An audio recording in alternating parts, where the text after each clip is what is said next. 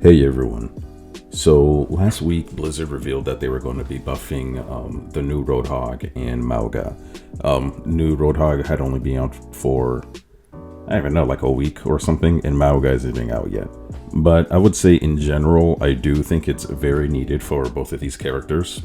And by the way, I just realized I never did a Mauga reaction or review or analysis video, so I might do that.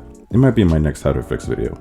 Anyways, I'm not entirely sure of how I want to structure this video because it's centered around Mauga and Hog, their buffs, but also kind of the bigger picture of what this all kind of means. Because there are bigger problems surrounding those types of tank characters in Overwatch right now, with a few solutions, but I'm gonna try my best not to get too off topic. They might be their own videos. Anyways, the big interesting thing about these buffs is I think it's because of how hard they're countered by characters like Ana and Zen. And it's not just Ana and Zen, right? It's, you can throw Mei in there. You can throw, what do you call that guy? Bastion in there. So there's a bigger problem happening here. Because Roadhog and Mauga are very identical characters. As in, they are tanks that have no way of preventing any damage. For those of you who've seen my latest design philosophy video on Doomfist, I have it separated in a few categories that make a tank, that are a few traits that are specific to tanks, right? It's CC, damage mitigation, and self-sustain. These two have no damage mitigation. So in order to compensate for something that's missing, from what I've seen, they put it all into damage, which is what we've seen historically with Roadhog and what we might be seeing with Mauga. But who knows, maybe they might just end up nerfing Ana's nade, maybe a little bit, which maybe might be warranted since it counters just about everything. But yeah, the buffs with Mauga and Hog are an indicator of a common problem, which raises a very specific question.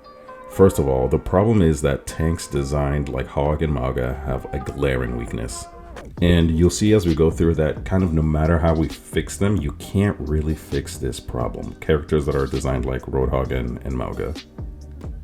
Because every tank now needs something to mitigate or prevent damage. Because if they get naded or discorded, they just die. Again, Ryan has his shield, Orisa has her spinning spear thing, and Fortify.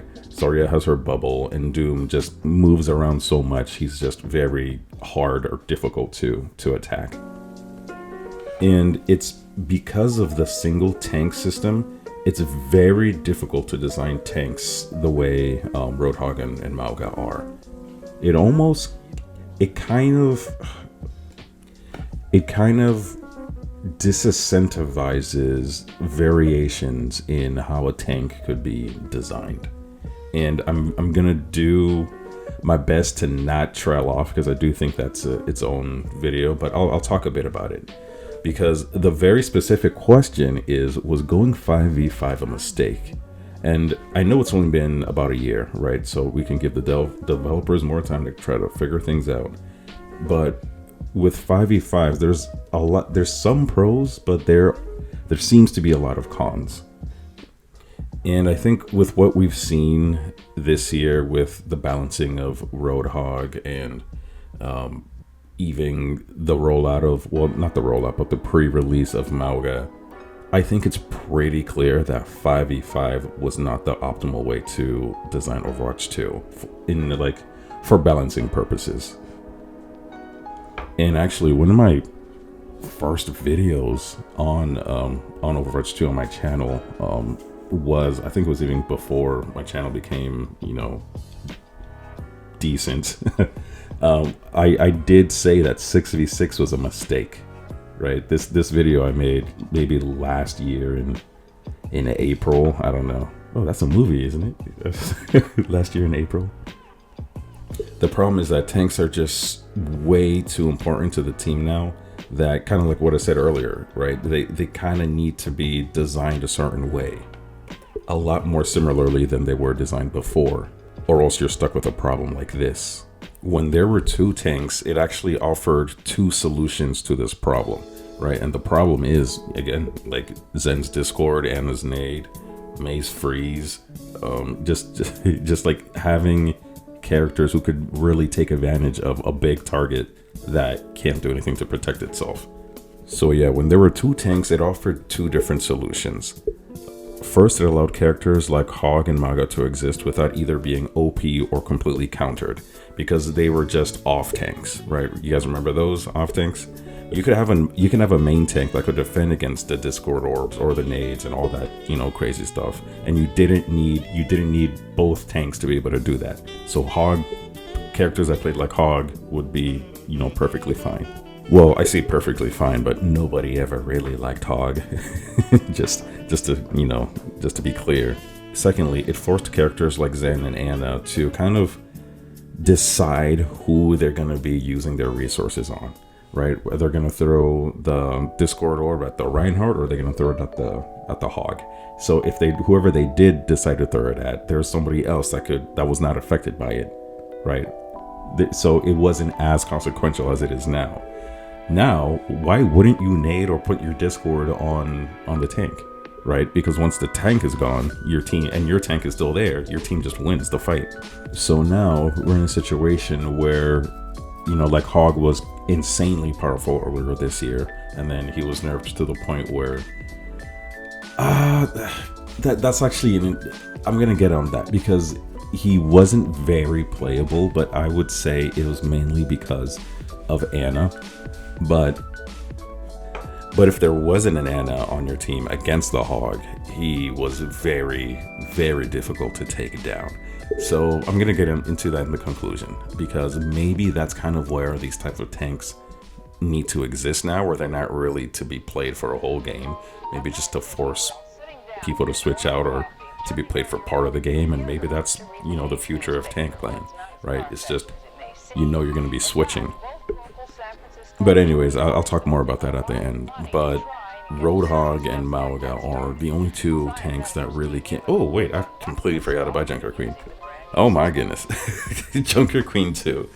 And I guess Junker Queen doesn't suffer as much from this as Roadhog and Mauga. She's kind of okay. I still think she's low tier, specifically for the same problems they have. But we can get into that. There's different problems with her, but I think that should be reserved for another video. Ooh, maybe it should be this video. Oh man, I already wrote the script. I'll make another video and analyze it. Or maybe I could just save it for when I do the design video, the character philosophy video of Junker Queen and Roadhog and Mauga. Anyways, I don't want this video to be a 6v6 versus 5v5 video. That'll also be a different video. So let's look at the buffs and kind of see how all this relates to what I was just saying. So yeah, when Mauga was first released, I thought he felt very weak, like very weak. He was essentially Roadhog without the sustain, but I guess the big redeeming factor about him was that he was insanely fun to play. He was really fun to play. And I think Overwatch is getting really good at making fun characters to play. But yeah, the downside was that anything and everything would kill him. He really needed something for self-sustain, because he's all about running into a fight and shooting people. Which, when you think about it, I want to... We have so much to talk about Mauga. I regret not making a video. But his design is also kind of weird, because he runs into a fight to shoot his long-range weapons. That's a little weird. So yeah, Blizzard, they recently said that they felt like he was weak and they want him to feel strong at launch. And I'm pretty sure we all know why, right? Because he is, they want to sell battle passes to everybody. Right, the better a new character feels, the more, people are willing or like wanting to get into the whole battle pass situation. Which I think they even said something very similar to that a few months ago, where they said, yeah, we do try to make new characters, feel a little bit stronger and then kind of reel it back over the first month or 2 that it's out. So yeah, it's not a coincidence that at some point all the strongest characters in the game were Ramatra, Kiriko, and Sojourn. You guys remember back then? they were all battle pass characters, except Kiriko. Was it except Kiriko? I don't know. Maybe Kiriko. No, never mind. I think Sojourn came with the game. I don't remember. Anyways, they also said that although he was kind of weak, kind of in general, he wasn't like performing that well. He was performing worse at higher levels, and I think it's easy to see why, right? Because Annas get really good at higher levels, like really good, like at really high levels. So you got Anna's, nading him, sleeping him. There's nothing he could do about it. Everybody's hitting headshots on him probably because, again, this is a high level play, so he has a big head. So where else are you going to shoot? You're going to shoot that guy in the head, kill him like immediately. And you also have Kiriko's running around every other game, just cleansing anybody who's on fire, so he can even really take advantage of, his effect that activates his self-healing. So one of the ways they say they're going to be handling this is they're experimenting with replacing some of his HP with armor, which I think makes sense, right? He does have 2 giant machine guns, so I would imagine some of the bullets would be kind of ricocheting off of that. So that makes sense. The next thing they said they were trying to look at is reduced damage, him taking reduced damage while he's charging, or increasing the reduced damage. I don't know if it's reducing or increasing the damage mitigation of that, or adding some damage mitigation to that. Either way, this should be applied to Reinhardt's charge. When I did my how to fix Reinhardt video, this was a big feature I had on there. Like, I feel like when he's charging in, there should be something. He's so vulnerable, and yeah. And another thing they're doing to his charge is they're gonna make it so that it can't be stopped by Sombra's hack, which I could see why they would want to do that, right? Because he doesn't necessarily run that fast, and it's really easy to hack. But at the same time, I don't really think that makes sense, right? If Sombra hacks Soldier, he loses his ability to run, and it's not doing like a super run. It's just like a regular run. And she's also able to stop Doomfist for some reason mid-punch, so apparently her hacking abilities has the ability to get rid of kinetic energy somehow. Next thing they said they want to buff is how much he heals on his cardiac overdrive. And I gotta read into the lore behind this, because I don't understand how shooting people on fire heals him.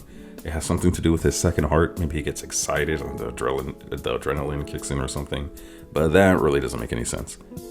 And for this one, it does seem like that's the right way to go. Again, characters who don't have real damage mitigation, I shouldn't say characters, tanks that don't really have damage mitigation, they compensate by healing themselves and having a lot of raw power. So, Mauga goes right in with Roadhog and Junker Queen. That's kind of how they're designed. But this is very scary because it could turn him into what we don't like Roadhog being, right? Just impossible to kill, but also he kills things like very easily, right? Again, once you're on fire, all his hits are critical hits. So let's say you throw in a Ash in there with her dynamite. Well, suddenly everybody can be a critical hit. But then again, there's a Kiriko, so you can't really do anything. And the scary thing about this is the ability to heal yourself while you're one of these characters has to at least outdo the amount of damage that you're taking in during that period, right? That's why Roadhog is healing a crazy amount of HP over like a very short amount of time.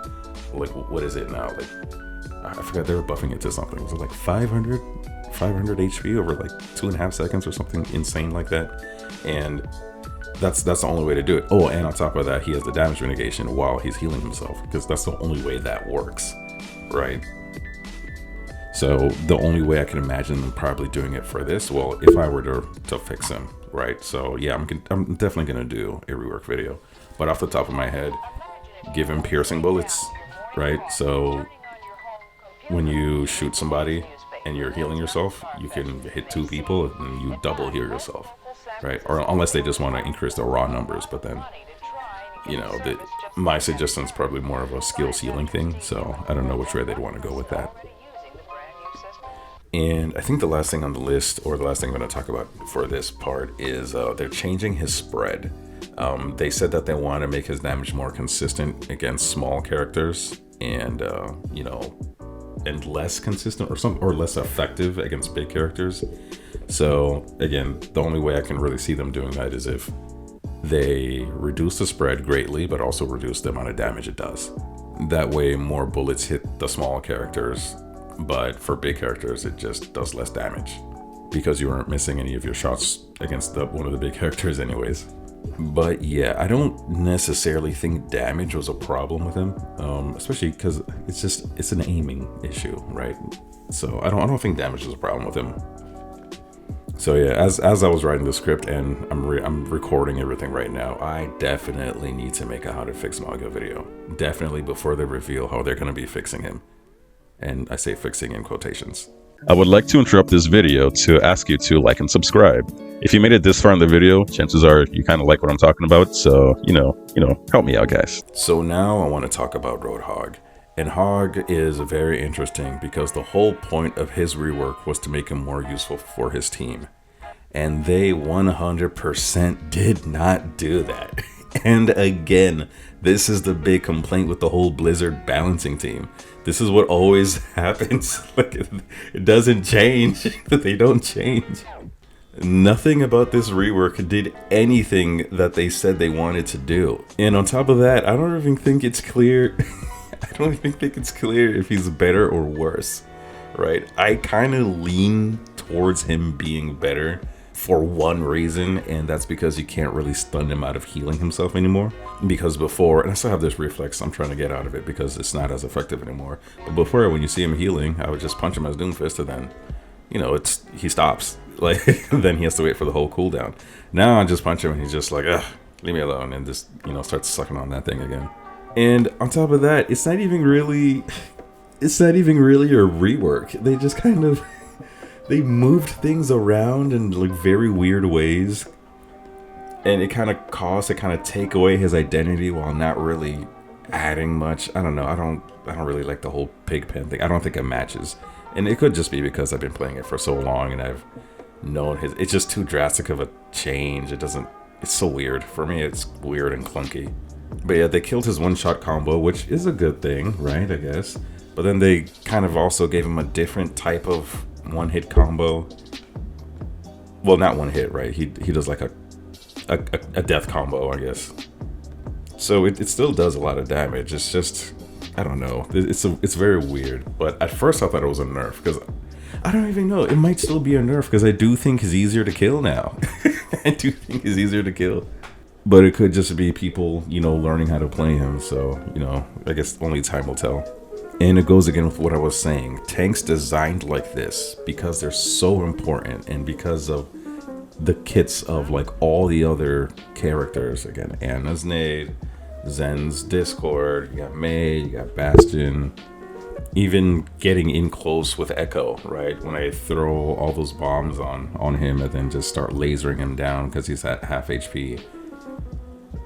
The only thing that really keeps him alive, well, at least before, well, I guess more so now, right, was when he starts sucking on his air healer, on his inhaler, because I would run out of my cooldowns and he'll be back to like full health. So it's hard to balance these people. Like, characters designed like this, they are either really strong or really weak. But whenever, a character like Hog is really strong, everybody hates that. Like, everybody hates it besides the other Hog players. And even when Junker Queen was insanely powerful when she first came out, or when she was first revealed, and they had to completely nerf her to the ground because I think everybody was playing that comp. She was just healing her entire team. Everybody was running in. She was just swinging her axe on everybody.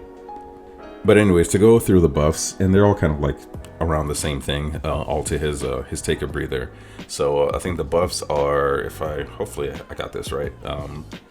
The max he can heal is bumped up from 450 to 500, and the amount of time to heal himself is reduced from 3 seconds to 2.5 seconds, and damage reduction is increased from 30 to 40%. So, and now it only takes 10 seconds for it to fully recharge instead of 12. So buffs all around for his take a breather. And again, it's because the only way this works is if they can heal themselves a lot. But if they can heal themselves a lot, it tends to make them OP. And one thing I like about this is it does kind of match my tank design philosophy, or not. It matches, but it kind of proves it right. At least the way I broke down the traits that are specific for a tank. So I like to kind of reinforces my ideas. Just saying.